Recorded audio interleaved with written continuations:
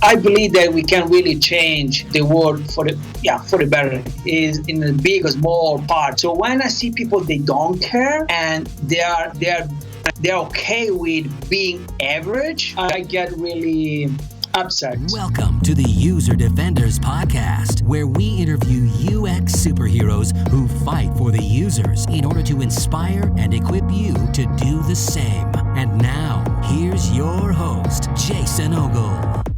Greetings, User Defenders. Welcome to episode 33. I'm your host, Jason Ogle. There's just 2 more episodes after this one before the season break. Today, I got to interview UX veteran Andrea Picchi. This was my first interview with someone from Italy, so I certainly appreciate Andrea staying up late to do this. Actually, now that I think of it, I bet he would have been up late anyway, fighting for his users. Andrea is a huge fan and master of design thinking, which you will certainly pick up on during our time. Enough talk. Please enjoy my interview with Andrea Picchi. Andrea Picchi has 20 years of experience in UX, UI, and product design. He combines his skills in cognitive psychology and computer science with his passion for UX and human-centered design to create integrated, multi-device experiences.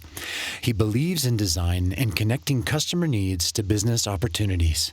He also practices Brazilian Jiu-Jitsu, kickboxing, and mixed martial arts. Don't mess with Andrea.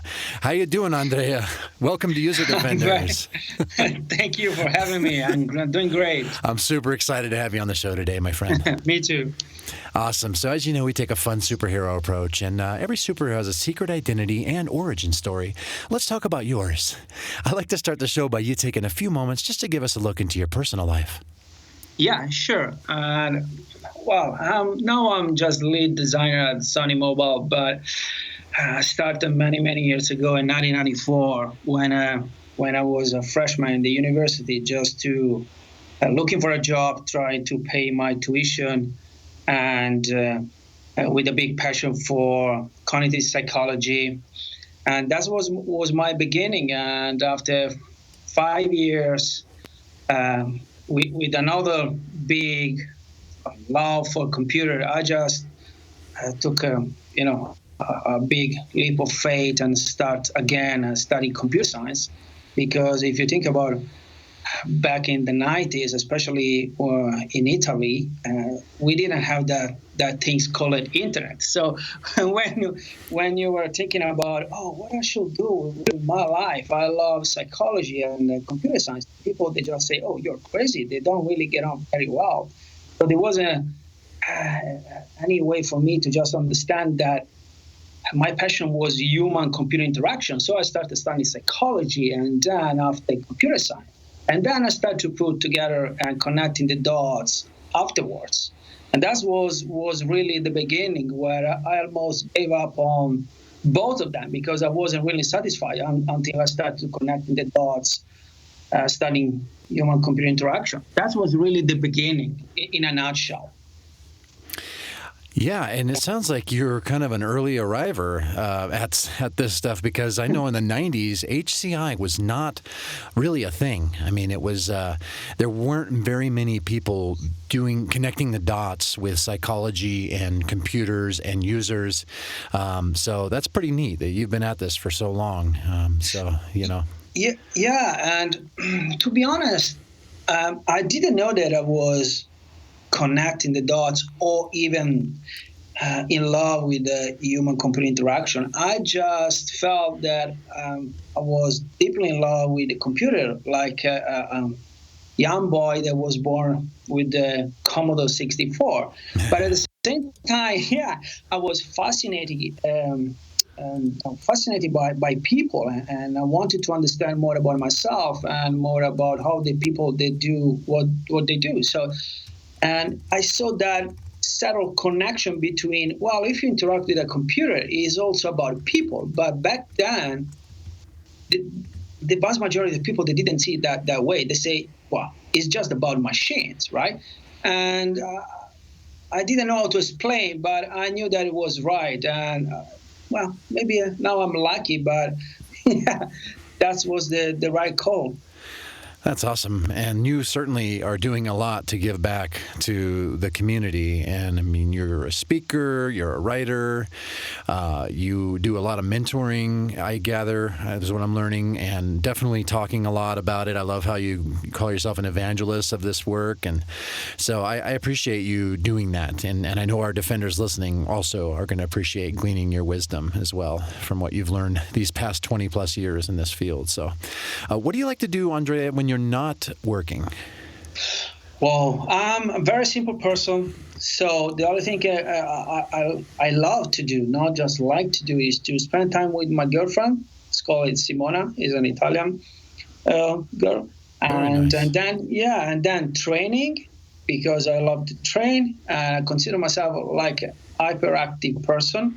So it's a good relief for me to just release stress, and even passion sometimes can become stress. So I need that type of very no, I don't want to say aggressive, but intense type of sports. Mm-hmm. And then I love to learn. I read almost one book a week. Oh, wow. Really. Yeah, no kidding. That's inspiring, Andrea. And I love reading too, and I can never find enough time to read, right? But I feel like that's inspiring to our listeners, because we can learn so much if we just take the time to read. So that's awesome. Yeah. How do you do that? How do you read one book a week? So, and I just differentiate the way you read a book. So I don't read all the book in the same way. So if you have, for example, a huge manual and you have to memorize everything, like when you are in college, you have to go page by page and read everything and summarize and took your notes and then repeat or whatever technique you want to use. But for the vast majority of occasion books, they contains one or two or three ideas and then they elaborate. So you just have to learn how to scan the content and then you just change the pace. Sometimes you read faster because you understand that it's not so brain intensive, and sometimes you slow down and then you just collect some keywords, and just if you want to just follow up with your mind and your brain what you memorize, but basically just to learn how to read, not in a conventional way, but in a different way. I would love you to write a blog post about that and let me publish that, because I know we would love to learn from you on how you do that. Yeah. Andrea, who's been the biggest superhero in your work and why? Yeah, superhero. To be honest, I don't have one superhero, because, and maybe we will talk about later. One of the things that I learned from martial arts is that you don't have just one professor or one master. You can learn, and you have to learn from everyone, all the people around you, and sometimes not even from people, from environment, from what happened to you. It's always about learning. So I don't have just one person, but it's, if I have to call out someone, for sure, Ethan Rance, because I love it, the way he just pioneered the minimalist design, and the job he just did with Brown was phenomenal. And and in today's, I would say Johnny Ive. And you may thinking, this guy is just calling out industrial design more than digital designer. And let me tell you the reason. Because I believe that as a digital designers, we have a lot to learn from industrial designers, because they have to believe and embrace the prototype mentality. Because think about it, if you want to design an iPhone or even a chair, right? You have to materialize your idea in some way. But when we start to think about digital design, sometimes we take the luxury to just discuss the design, look at a pixel, because they are quite similar to the final product, because they are still pixel in our phones, right? But that's not what we should do. We should always create prototypes. So that's why I prefer to be inspired by industrial designer, because and you will see that with design thinking, this is the tendency that is taking a lot of people attention, because now the mentality is changing, the mindset is changing. But yeah, those two guys, for what they stand for. If you listen to Johnny Ive, I really embrace two of the things that he repeats all the time. The first one is that the product that we create, they testify the care that we put in the process, and that the people, they can really perceive and feel beyond their ability to articulate the care that we put in the process. And I truly believe it. And the second one is that design is a show conversation. It's design is really, it's a conversation that you have initially with yourself, and then with your very inclusive set of people, and then with a lot of people. So just for those two point of view, I'd say, yeah, Johnny Ive and over anyone else. Definitely good choices, Andrea. I mean, those guys are legends, and I love that you mentioned industrial designers. I mean, when we started doing this in the '90s, we were really putting all our designs on a CRT monitor that weighs like 80 pounds, right? And a 640 by 480.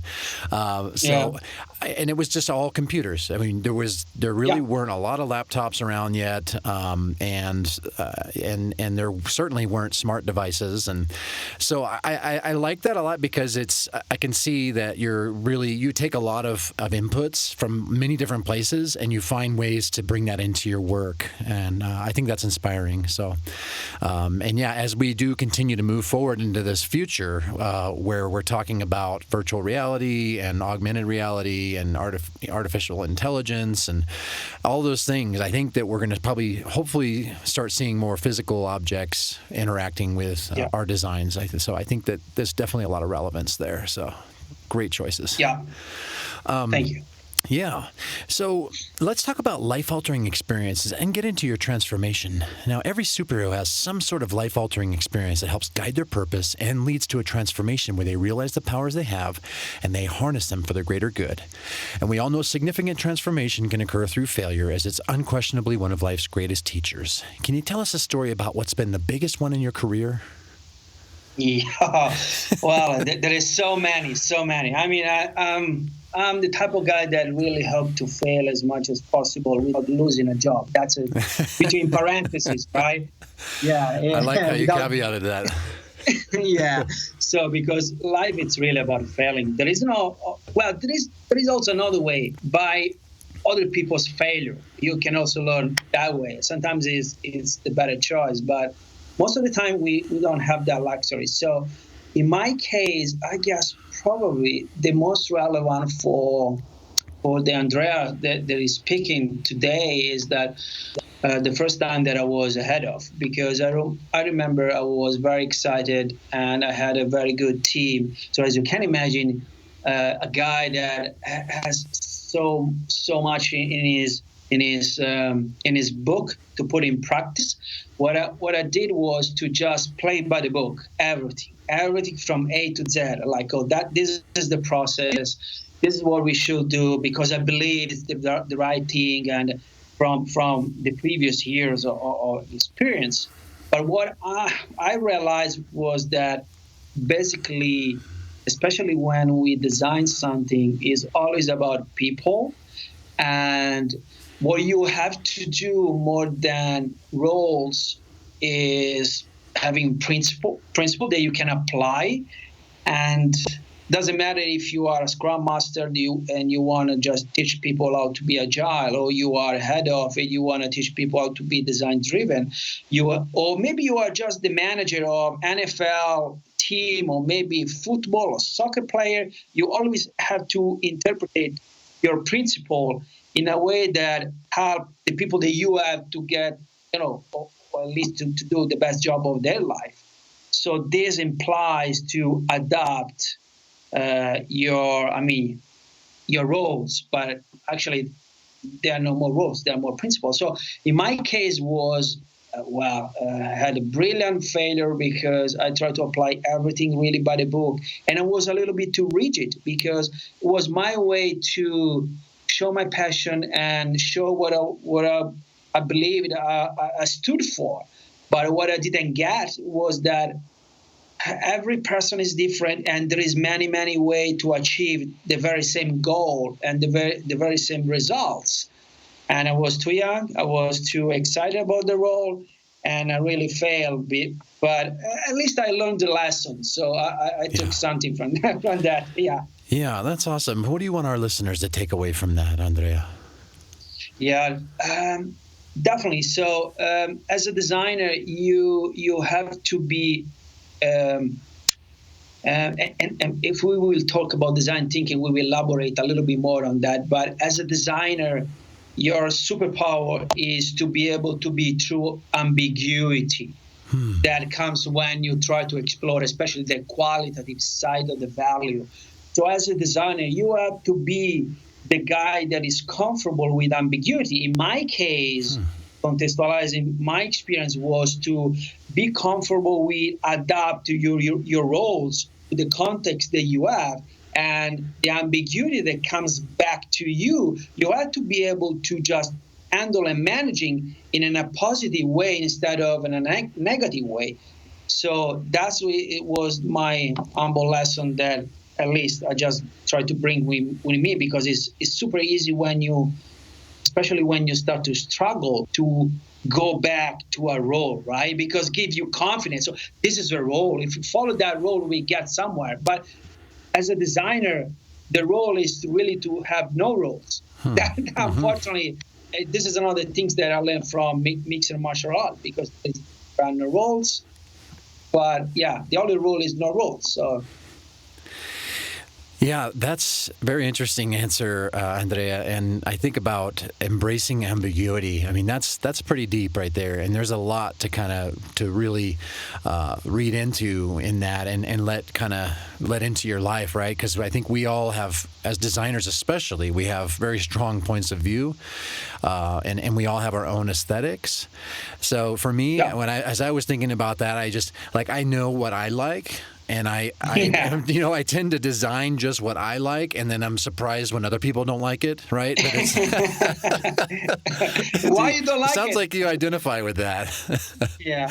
But I think that's part of our challenge as designers, right? Is to be able to stretch ourselves and to be able to try different things, and really, because it's about the client, it's about the business, and it's about the users, of course.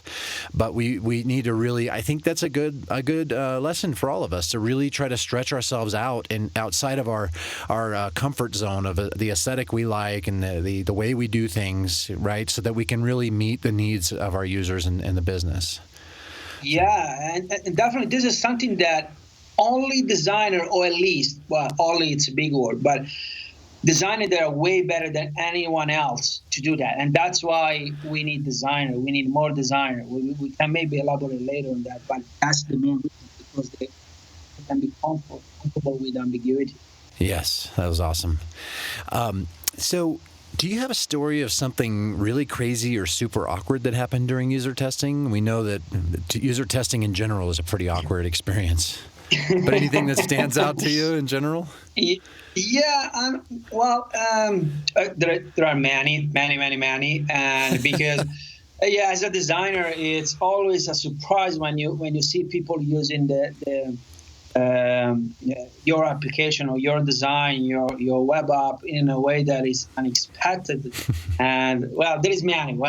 But I remember even stakeholders say, "Why you do that?" Screaming at the mirror, right? Trying to convince the people through a mirror that he wasn't able to even listen to. So why you do that? It's not supposed to work like that, right? Let me help you. You completely missed the point of the user testing. It's not about you. It's about people. But what I want to share is that it was something that less funny, but it's something that was eye-opening in my case, because when a few years ago I was working for a gambling company. So we did a lot of user research. That was a very good thing. But what I didn't know, because it was my first time in the gambling market, is that basically there is a role that if you have a feeling that there is some addiction, and some people, you have to report that addiction to the right place, and you have to. It's not something that you can. Oh well, we want to do it or not. You have to by law, because the regulation in my case was in UK, in United Kingdom, and as a young designer, but it was the first time for me. It was very, very sad when the first time I realized that I was interviewing that person, and I started to realize that that person had an addiction, because he started to talk about his family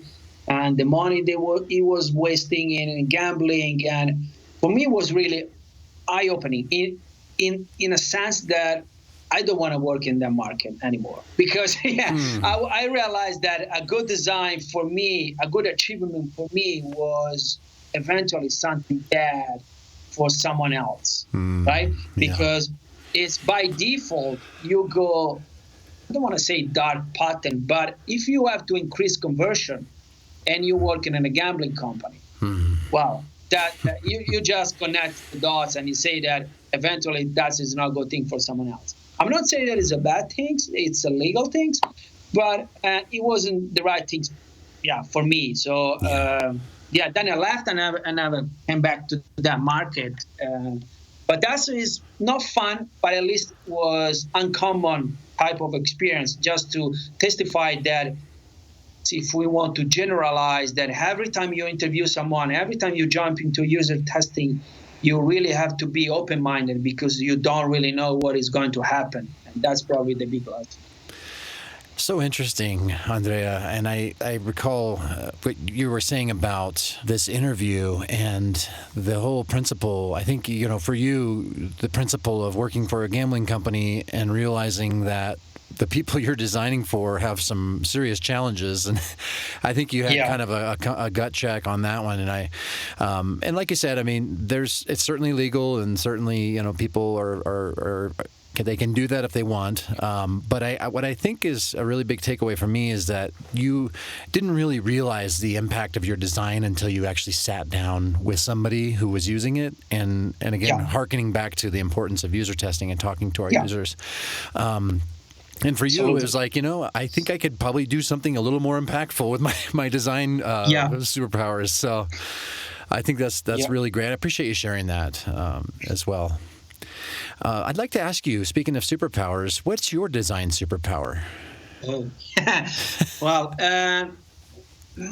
I believe that something that I'm doing fairly well is to connecting the dots. And because most of the time what you have to do as a designer is to reframing, and to do that you have to basically switch from a high level point of view and a holistic approach to problem solving to a very low level operational point of view. An example, we say, how can we, depends from the question, but if we want to deliver a design solution, we can initially start to think about it from a listing point of view and try to get a bigger picture and try to understand if the solution is hitting the requirements, the needs. But then once we have an idea and we maybe came up with an hypothesis, what we have to do is to dive deep into that hypothesis to just stress that hypothesis, understand if it's something that is viable or not, right? So as a designer, you have to switch up and down in this scale of problem-solving approach in order to just be able to connect the dots, because maybe you just put together the wrong hypothesis. At that point, you have to step back and go back to the holistic point of view and for some people, this is a struggle, and especially for an engineer, for example, because they work at very low level, or maybe for a businessman it doesn't know is very very high level. It doesn't know to go down, and that's another thing why we need more designers, because we are not the only type of person, but the more comfortable with this type of switching. So I'd say connecting the dots, reframing, and switching point of view during the problem-solving process. I consider, that's, if we want to call it superpower, that's probably will be mine, yeah. Definitely. And adversely, what's your design kryptonite? Yeah, that there is the danger that now I'm going to sound a little bit blunt, but yeah, I can't really stand when the people, they don't care. It's something that I'm working on, because I get really upset, because for me design is really, I don't want to say it's a code, right? We are not curing cancer. Well, probably we can also do it if you work in the healthcare in some way, but I believe that we can really change the world for the better. Is in the big or small part, depends where you're working on, the big or small company. So when I see people they don't care, and they're okay with being average, that's just something that really I'm still working on that, because I get really I switch to anger mode, right? Because sometimes probably the only confrontation that I had in the past year, it was triggered by these things, because I start to have a different approach to people. Say, well, if you don't care, you can just leave the team. We don't need you, right? Yeah, so for sure. Because designer, we are kind of romantic, and we want to make a difference. We want to go home and say, well, I play my small part in this bigger picture, huge picture. So, and when you meet those type of people, they're like an infection, because if you have one of those guys in your team, they start to infect all the people around, because it's super easy to be okay with average and just don't care. That if you can instill this, not the doubt, but this bad behavior. So instead of fortify people, instead of make people stronger, those people, they make the people around them weaker. So you have to get rid of, maybe give them a second chance, but then get rid of, like A people instead of B, C, and D people. And I think that starts with the hiring process, right? Really exactly. Making sure that you vet the folks that you're bringing into the company, and making sure that they are passionate and they do care. Yeah. Because I'm with you, man. I'd probably answer, I never realized it, but I'd probably answer the question similarly to you, would be apathy. Right? Yeah. Just apathy. Yeah. And I mean, exactly. We spend so much time creating a design that we hope works, and obviously we test against that, but we spend so much time doing this stuff, and then when you have somebody on the team that maybe doesn't care as much, the output is going to reflect that, and it affects the whole team. It's, the weak link, the whole weak link thing breaks the chain and such. So I totally agree with you, man, and I think that's great. Obviously, the more passionate people on your team, the better. But you can't always have it. There are no perfect teams, I suppose. But you can certainly, as a leader, you can certainly try to inspire excellence. Yeah, right? Yeah. Because sometimes you don't have the luxury to hire your entire team. Yeah, so right. But you can make the difference. I'm not saying that all the people there have that. I don't even know how to call it, but that type of apathy is because they are that way. Maybe because they are frustrated, because they never been inspired by a great guy. Mm-hmm. So you have to give them a second chance. But in Italian, we use a word we call the rubber wall. When you just try to go through something, but there is no way because it's a rubber wall. You just bounce them back. And that's something when we say in Italian, we say, oh, this is a rubber wall because, like, say, there is no way to go through these things. And that is when someone doesn't care.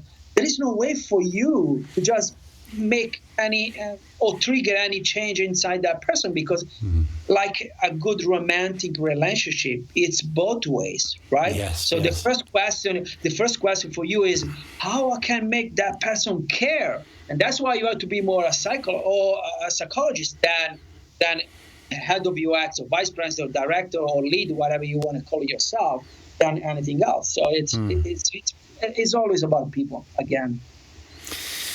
Indeed. And I would rather not bounce against a rubber wall, but I'd rather break through drywall like Kool-Aid Man. Yeah. Yeah. Remember those commercials? You remember those? The Kool-Aid Man in the 80s? Yeah. Kids, look up Kool-Aid Man on YouTube. How do you say rubber wall in Italian? Muro di gomma. Oh, that sounds pretty cool. Yeah. Awesome. What would your UX superhero name be, Andrea? I know this is hard to answer sometimes, especially with your humility, but I agree that I know that everybody I try to bring on the show I know has done something, to make themselves better and the people around them better. And every one of them, and I know you included, would say you couldn't do it without a great team. But obviously there are superheroes on the Avengers and the Justice League. So I want to ask you, what would your UX superhero name be, my friend? Well, I don't really know, but I can tell you that probably is something like the Dark Knight, even if we already have the Dark Knight because it's Batman. But I guess it embodies what I believe a designer should be, not just because it's Batman, but because you should be behind the scene. You should be, because good design is obvious, right? And that's like a curse for a designer because it's not like winning the World Cup. When you do something extraordinary, it's clear to everyone that you scored a great goal or you won the gold medal, you break the world record. If you design, the great design, it's obvious, right? Nobody is notice great design because it's so obvious. And that's what we say is always obvious in retrospective. So that's why I say the Dark Knight, it means probably as a metaphor that as a designer, you have to be ready to just give your best and risk your life, but be okay with be behind the scene because it's never about you. And you should stay in the dark because when everything goes as planned, nobody will notice you, will notice your design. They will just happy with whatever product they are using. So there is no that ego things that people say, oh, that's really great design I'm using. I'm feeling that this is so different compared to another one. No, they're just happy that they don't even notice. In Italian, we say that the best referee is the one that you don't notice during the match. Because, it's the same analogy because you don't want to just be that guy, the main actor. In the same way, you don't want to be yourself or your design be the main actor. You just want to disappear and be part of the user life. So I'd say the Dark Knight to just embody that concept. Yeah. Nice. I'm glad you explained that because I wouldn't catch on to that if you hadn't. As far as but I'm glad you explained it. This is Ben Callahan, the president of Sparkbox, and you are listening to the User Defenders podcast. So one of my favorite lines from Tron was when he said, "I fight for the users." How do you fight for your users? Oh, yeah, that's a very good question. And that can lead us to why we need a chief design officer in pretty much all the company.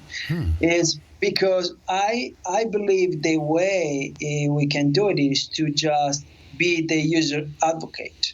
So embodies the user needs. Doesn't matter if they are unmet needs, they are other type of needs. But basically, remind to everyone that everything you do have to be based on user needs. Before even thinking about the KPIs, the way you shape your customer journey, the way you design this, the way you shape your hypothesis, the way you deliver, you test it, have to be based on user need. Because if you don't solve that need, you don't have a successful product or service. So from that perspective, I'd say I always try to defend. Let's get rid of the try. I always defend the user point of view in every conversation I have. Always, that's my way. Because when you say, for example,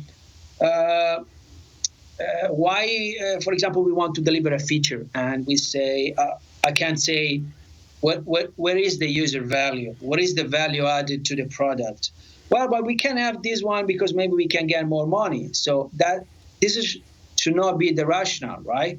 We should think about, if we have a value, then we can, make someone else happy, that eventually we buy or subscribe the product, and those money, they are going to take care of the company. But don't think straight away about the money, because otherwise you don't go anywhere. So my way is to just be the user advocate. So that's is something that I do in every conversation I have every day, in every context. For me, it's always about why we want to do that, why we believe this is good, why we know that this is good. So user advocate, would be my answer, definitely. You are a true user defender, my friend.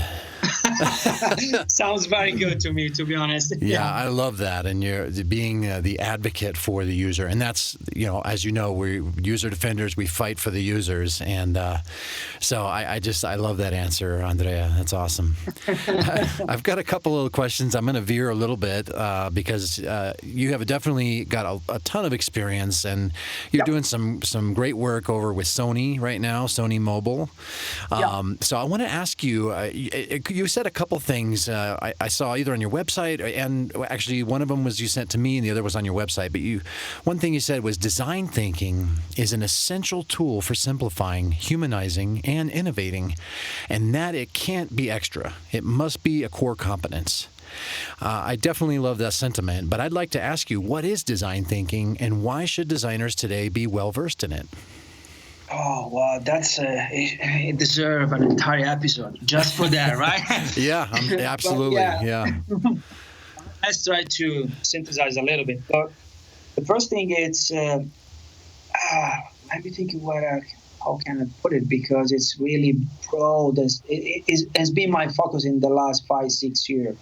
So let's try to go straight to the core concept. So first of all, let me say something about the way of thinking. So we have at least 3 major way of thinking. So we have design, engineering, and business, at least in our context, like designer, industrial designer, digital designer. So you have the engineering thinking that we used to say that it solves its way through. And the reason is because as an engineering, what you want to do is to isolate all the variables and then manipulate those variables into an equation. And then what you want to do is to solve the equation. That's what the developers do. That's what the engineering they're doing. So, but you can understand that this type of thinking works very, very well when you know everything about the problem domain. And that's why usually we push the agile to the delivery phase of the process, because we assume that at that time we have some requirements based on some solid findings and reasoning. So, but especially if you want to be innovative or we want to explore new or uncharted territories, you don't have the luxury to apply that type of thinking because you don't know, right? For example, now with Sony, we are working on in the artificial intelligence space, and we are trying to solve problems that There is no history. We can't just look at Google and say, oh, how did I solve that problem? Or Apple, because it's a brand new type of question. So you don't have your problem domain crystal clear, right? And then you have the business thinking. And we used to say that the business thinking optimize its way through. So what it does is just pick or maybe just isolate a set of solution, and then it just select one solution, then optimize that solution. Think about it. Oh, we have a product, we want to market that product. We can do it with this campaign, that campaign, the other campaign. Let's select that way. And then we just gamble on that one. We optimize. We decide to go with this channel, the other channel, and we go through the entire process. And then, but again, in order to apply that type of thinking, you need to have a solution. So again, when you try to explore an uncharted territory, you have everything, but probably not a solution. So you can't really apply it. And the design thinking, we used to say that prototypes its way through. And this is good because in design thinking, it's a prototype mindset. But the prototype is just another way to ask question, right? So in an engineering world or in a business world, a prototype is just, it is something that is more consolidated. It's something that it looks like pretty much like the final product. They have alpha, they have beta version, but you don't see great changes compared to the golden release or the final one. In the design thinking, every prototype is just another question. Every prototype embodies a question and a hypothesis that you have to be brave enough to embrace, but wise enough to let go if it doesn't work. So why we say that design thinking it's a must-have? Because in 2016, with the market that moves so fast, that changed the entire landscape every probably year or through 2, 3, 4 years, completely its landscape. The design thinking is the best approach to go through the ambiguity that comes with every market iteration, because now you have wearable and then you have virtual reality and then you have artificial intelligence that basically redefine the entire paradigm. So you have to be able to go through a huge amount of ambiguity, and design thinking is the best way to do it.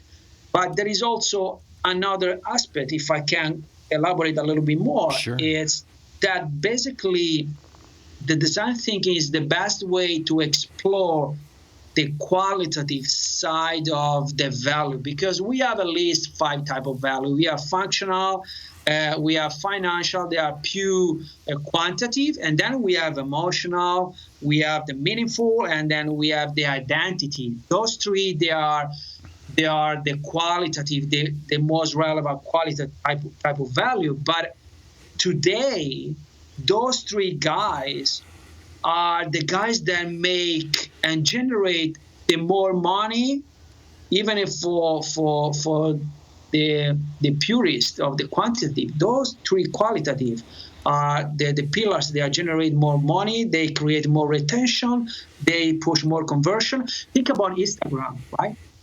Instagram acquired by Facebook for 1.1 billion, right? If you remember, it was April 2012. But not a lot of people know that basically the book value, what the MBA guys call, the real company value, was 85 million. And actually, even less people knows that 1 week before was 35 million. The investors, they just put 50 million the last week because they want to pump up, the IPO, right? So if you think about it, say, why Facebook paid 1.1 billion for a company that had a book value of 85 million? Are they stupid? So, and the difference, it's all about qualitative value. It's all about the relationship that Instagram created with the customer base. It's all about how the people care about sharing, how the people, they let Instagram be part of their life. And with the classic quantitative and classic MBA tools, you can't explore this type of value. You need design thinking, because as you start touching qualitative value, you get, hit by a truck of ambiguity and things that you can't really understand at glance. They are not crystallized, they are not crystal clear, and design thinking is the only way to just manage, shape it, and convert into a great product or service. Wow. Yeah, that's I love it. It was I appreciate you, and I know that you, like you said, you could go on. This could be a whole episode easily because there's a lot to design thinking. Yeah. But I think you did a fantastic job of giving us the kind of the 30,000-foot view, and I love that you told the story of Instagram. I hadn't heard that story. I didn't know that stuff about the value per versus how much was actually it was bought for. But you're right, like it's that connection, that engagement, and good design, right? Kind of full circle back to it was good design that made that company worth $1 billion, right? And it was good design, and it was user engagement and connection with the product. That made it worth that much. Yeah, how much Instagram it's present in people's life, and we didn't specify, but when we say design, we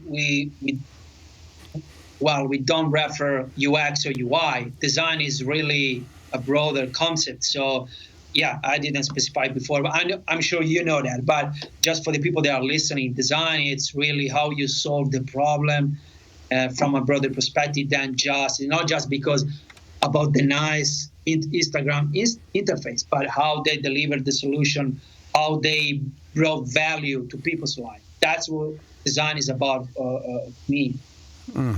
So good. Andrea, unfortunately, we have to start wrapping up here because I'm really enjoying talking to you. But, this is part 3. This is segment 3 here, the 3-act structure of the show. And I'd like to wrap up the show with the imparting of superpowers.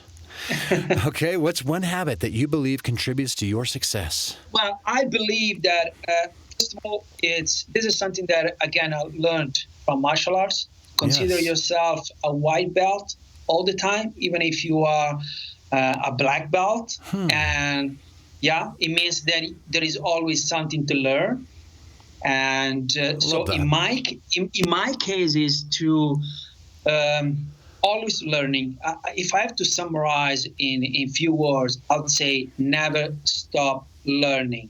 Because as we said, the IT or landscape changed so incredibly fast, but you have to evolve and to shape yourself in a continuous way. For example, when we started designing, probably in the 90s, was just about knowing the basics, right? How to use the program, how to know the patterns, and then be able to connect with the developer world. So we started coding, or maybe start to learn the language of the tech world. What is agile means? What is a user story?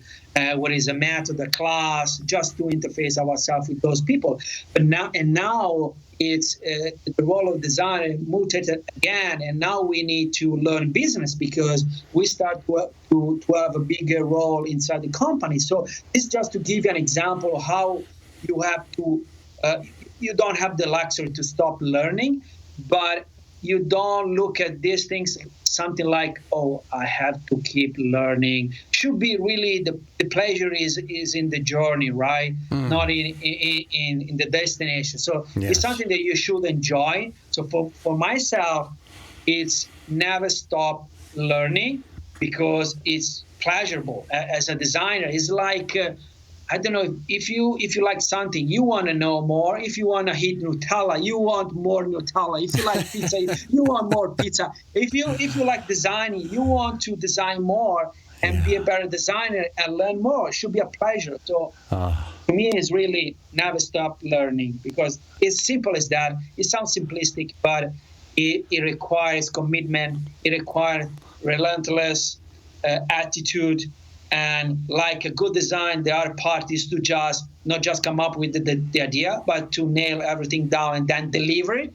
They maybe took 1 year or more than 1 year. That's the other part. It's, again, here, sounds simplistic, but I consider the holy grail, because, life at the end it can be simple if we want. I love that answer, Andrea. It is simple, but yet so hard.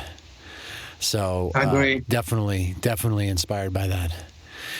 Now, we know there's a ton of resources and a lot of really great ones and tools out there in our field, and it just keeps getting better, it seems. I want to ask you, what's your most invincible UX resource or tool you can recommend to our listeners? Oh, tool. Well, again, it may sound simplistic. I don't think it's rocket science. If you have to connect with your user, so a tool that you can never, you always have to be prepared to use is to talk with people. So in the case of, for example, user research, it's interviewing people. I mean, there is a lot of things that you can do cross with quantitative, but the qualitative side, and we just said before that the big value is hidden behind the qualitative side of the value. If you don't talk with people, you never get in contact with that hidden treasure and the value as a designer. So I'd say interview people, because interviewing people, it's easy on paper. It's really, really hard, because it's more about listening and try just to trigger what you're looking for without suggesting, without being self-explanatory. You have to let them people open. So it's like be a psychologist sometimes. So I'd say connect with people and find a way to communicate with them.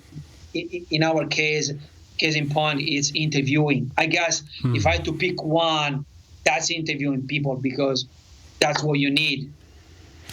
Find the hidden treasures, defenders. I love that. That's so great. And you can't find them if you're not digging, right? No, absolutely. Good stuff. If you could recommend one book to our listeners, what would it be and why? Oh, from a guy that reads a book every week. So I have to go classic, and I'd say Creative Confidence from David and Tom Kelly. It's called Creative Confidence. The guys there, they are founded the D School at Stanford, IDEO, not the gods of design, but inspiring. And especially when we talk about design thinking, they prove to everyone that a designer has to be a master of the design thinking process more than the problem domain. For example, if we want to design a rockets, you can go to IDEO and they will put in place the design thinking process. They empower them to innovate, even if they don't know anything about how to build a rocket. You will have the subject matter expert. You will talk with the user. We talk with scientists. And that's, to me, is something very, very obvious to me, but it's still shocking how it's an alien concept for the vast majority of people. The people that even if they went try to interview, if you want to work with banks, you have to understand the banking market. No, as a designer, that is not what I'm bringing on the table. So Creative Confidence is something that can be a very, very good starting point for someone that is trying to be a good designer in the way we try to define and describe in this conversation. Excellent. And I haven't read that yet. It's in my Audible queue. So definitely going to make sure that I listen to that, because you're the second super guest that's actually recommended that book. Yes, Drew Lepp recommended that book as well, episode 21. And that was a great interview. She's a great designer as well. So, so two great designers recommending Creative Confidence. I think that's enough endorsement for all of us to check that out on Audible or just buy it if you can flip through the pages as fast as Andrea can. Right on. We talk a lot about books on the show and the tremendous value reading has on your career and personal growth. As much as I love the written word, and I do, until I have the Flash's superpower, it can be really hard to find the time to sit down with one, which is why I've teamed up with Audible to offer you a free audiobook of your choice. All you have to do is visit audibletrial.com/userdefenders. Get this, even if you cancel your free trial, you still get to keep your book and feel the warm fuzzies in your heart because you'll be supporting the show. I love my Audible subscription, and I'm benefiting greatly from it. Might I recommend Design as a Job by Mike Montiero or Sprint by the Google Venture guys? Give it a shot and get your free audiobook at audibletrial.com/userdefenders. This is one of my favorite questions because this is sort of why I do this show. Not sort of. I think this is really one of the main reasons I do this show, is to help aspiring designers really stay inspired, because it's hard. Sometimes it gets really hard in this field. When there's so many things we got to constantly always be learning, as you said. So I want to ask you, what's your best advice for aspiring UX superheroes? Oh, well, that's a great question. And well, I'd say probably two things. So the first one is you really have to have passion for design. Design is not something you can do just for the paycheck, or if you don't believe in design, we don't need you. So that's the bottom line. Wow. We need people that believe in design. They do design and because they believe that we can, change the world for the better, and they use design as a tool. But I know that the vast majority of design, they look at their job that way. But if I have to advise a young designer, or even seasoned designer, is to from 2016 perspective, is to study business. Study business, because that is what will make the difference in the next 10 years. I would say probably if you're in the Valley, 2 or 3 or 5 years. But if you are in Europe, probably 10 years, because now, in 5-10 years, we will have a lot of chief design officer. And in order to be or to get a seat at that table, you need to understand business and realize that you have to talk a different language, that as a designer, you can solve different type of problem, that as a designer, you have a moment when you talk about your craft with your fellow designer, and then there is a moment when you use design thinking, and that actually includes, I didn't mention that, but includes design thinking, design doing, and design culture to solve business problems. And that is something that is not so obvious, because, I'm a designer, should I study business? It's not something that you think about when you just wake up in the morning. There is, for example, a great MBA in design strategy at the California College of Art that I would like to, suggest to everyone that they are willing to take a couple of years sabbatical, whatever, to just, go in that direction. So study business, because we need designers that they can stand conversation in a business environment. And if I can, 10 seconds, I give you an example. Here at Sony, we had a problem with recruiting great developers, right? So what we did was to apply design thinking to that problem, that actually it's a business problem. How can we get more talented people on board? This is something, a very relevant business problem and we just apply design thinking.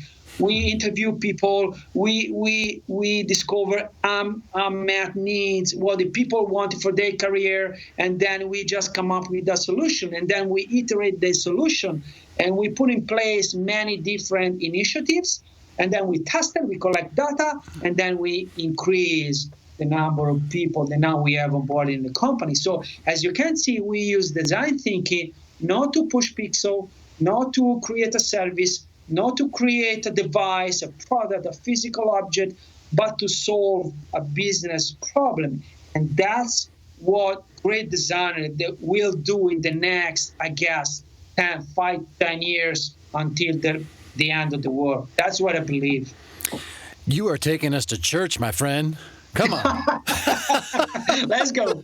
Come on. I'm like raising my hands. Yeah, brother. use a defensor. That's great. Dude, so good. so good. I love you are very clear in how you communicate your passion, and you are so passionate, Andrea, and I love that. It's infectious. I know all of our defenders were just kind of raising their hands and saying hallelujah at the end of that as well. And but I mean, you say it on your website, and it's there's two things. One is by the early linchpin of design leadership, Thomas Watson Jr., the second president of IBM from 1952 to 1971. And he said, good design is good business. So I can't think of a better way to open up your website. And defenders, check out Andrea's website. It's awesome. And then I also love what you say, Andrea, and you totally are embodying this. You say, I am, therefore I design. Inspiring. Yeah, I love it. I love it too. Yeah. So as we close, and I've just had so much fun talking to you, and I was taking notes, and I haven't done that in a while. I was writing stuff down, and you're saying, but why don't you tell our audience the best way to connect and to keep up with you? There is my website, so it's www.andreapicchi.it, like Italy, and then they can find me on Twitter. It's @Andrea Picchi, and they can find me on LinkedIn /Andrea Picchi. So it's very simple. And yeah, those three are my major point of contact: website, Twitter, and LinkedIn. Very nice. And Andrea is Andrea, and then Picchi is Picchi. And I'll be sure to link to those in the show notes as well, defenders. I have a feeling that you're going to get some new followers and people keeping a pulse on what you're doing, man, because you are doing some awesome stuff, and just keep inspiring people. Keep your passion alive. It is truly infectious, Andrea. So I appreciate it. And I just thank you so much for being here today. I just want to say, fight on, my friend. Great. It has been an incredible pleasure to just have that conversation with you. So thank you very much for having me. I remember tweeting right after this interview, Andrea took me to Design Church today. I hope he took you there too, defenders. I love his passion for design and problem solving, and it's hard not to catch some of that fire after talking to him and listening to him. So I was finally able to redesign the logo. I made a couple iterations, and I couldn't be happier with the result. I want to say a huge thanks to you defenders on the Biweekly Bugle who voted to decide on the new one. I did it in Illustrator, so it's way more scalable. The original was done in Photoshop. There's a lot more usage opportunities with this one. And I'd like to say that the logo was the holdup to actually starting to create things for you, but frankly, it's been work, running this show, and The Walking Dead. As I mentioned in the outro of the last episode with Sarah Duty, how I want to start making things for you. I am working on something finally that I think will be a great start. Stay tuned. I'm super excited about this, and I'll be sure to announce it before the season ends. In 2 weeks, speaking of that, in 2 weeks I have a very special episode with Laura Hogan, where we talk all about her brand new book, Demystifying Public Speaking. This is a great one. You won't want to miss it. Be sure you're subscribed at userdefenders.com/subscribe. I want to thank Chris Combs for the extraordinary editing, Eli Jorgensen for the astonishing artwork, and Darren Goldsmith for the sensational show notes. Thanks so much for listening, telling others about the show, and leaving a rating and review on iTunes. You are why I do this. Please feel free to reach out to me anytime on Twitter at userdefenders, and if ever I can do anything for you, please let me know. And until next time, fight on, my friends.